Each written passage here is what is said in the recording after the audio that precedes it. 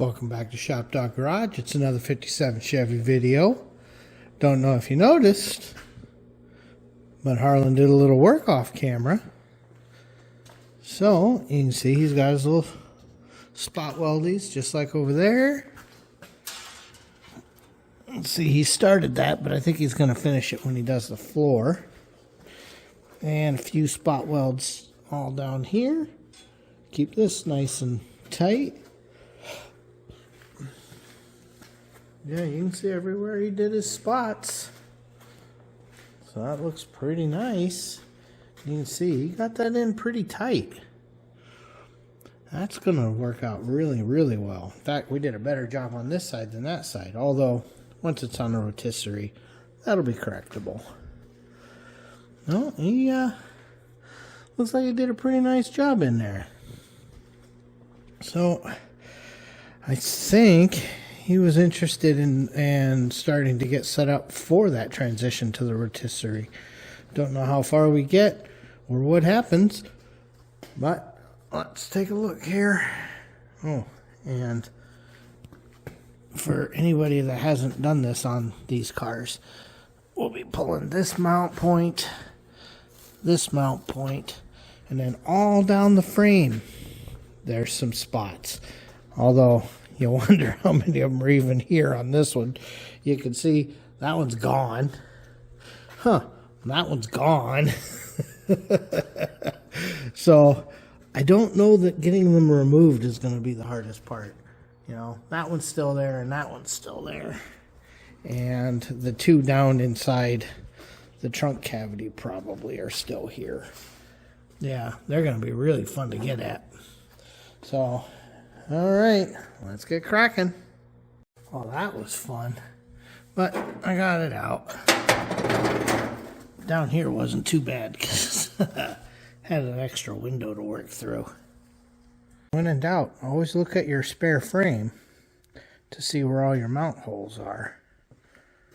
So, now I know I've got those two in the back that I've already done. Those two that we saw sitting up in the rear between the tubs, but then there's two to the inside along the center line here, 4 to the outside, which, you know, we saw those ones are all rotten, and then the 2 off the firewall.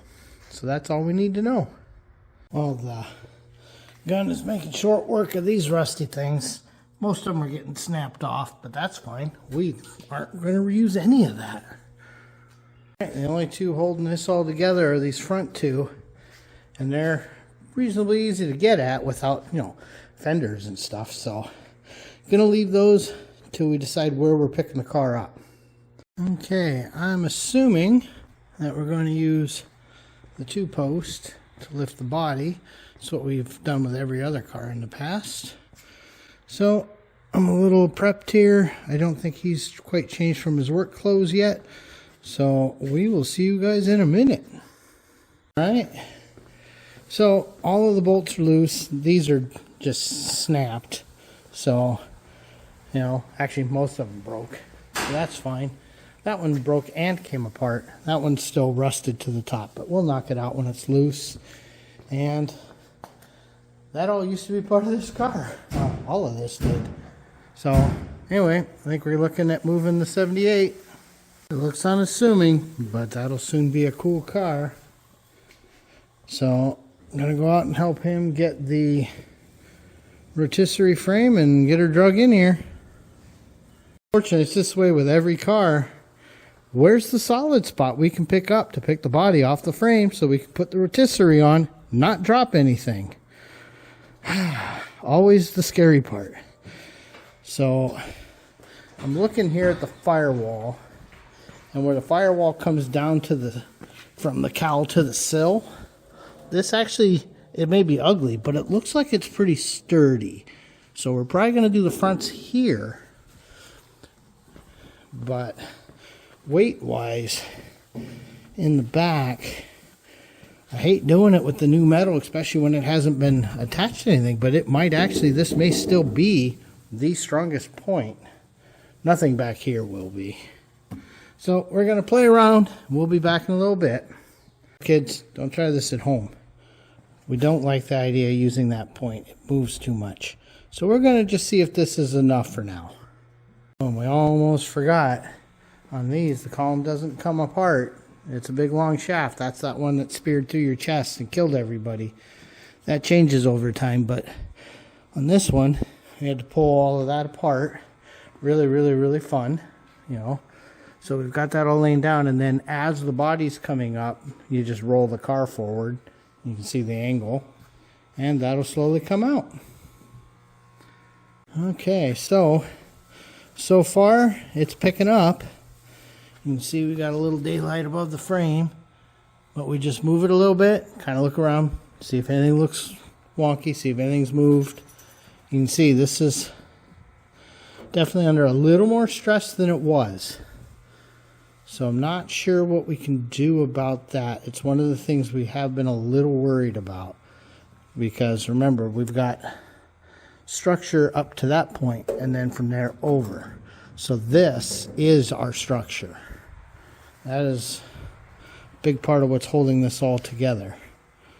So the other thing I want to know is, okay, that still moves. That's good. That makes me feel really good. That means it didn't get tight.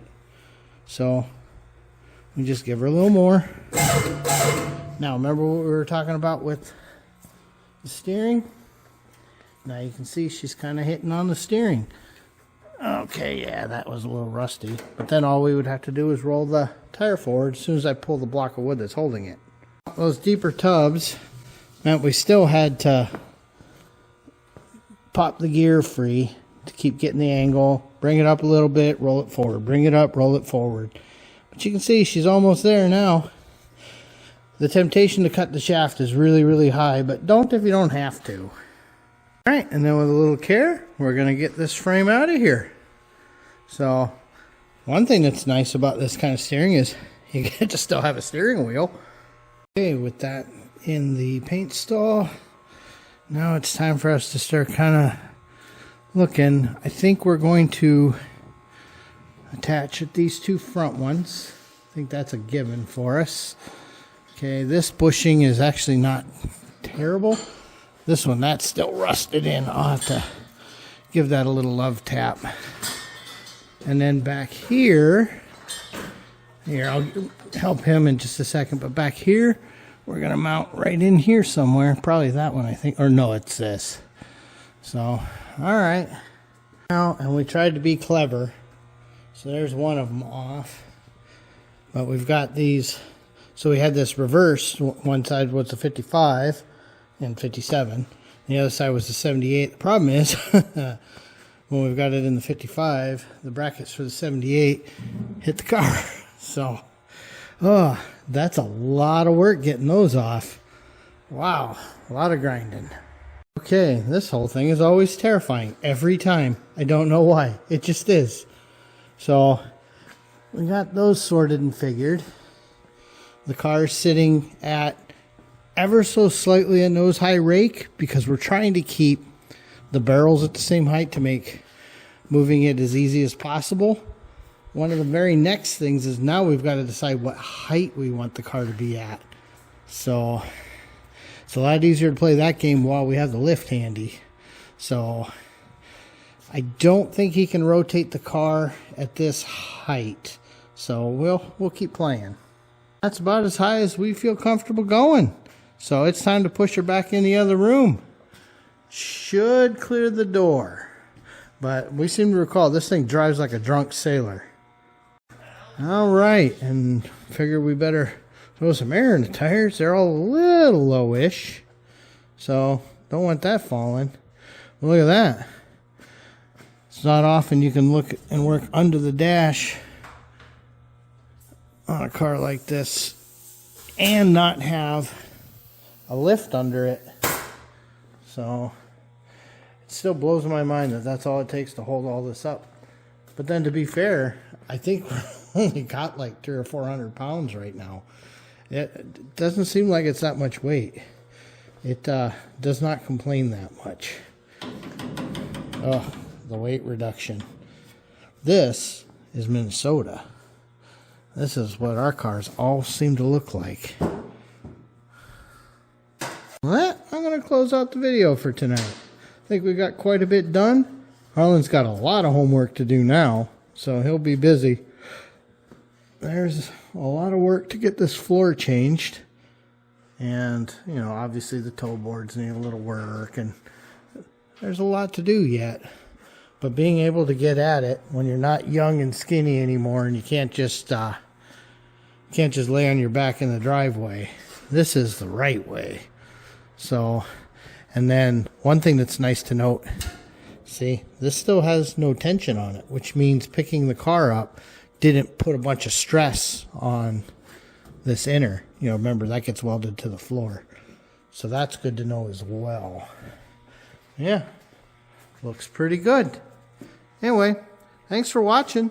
Please like, comment, and subscribe. Always pay attention to what you're doing and where you can and can't fit. Sometimes you need a friend.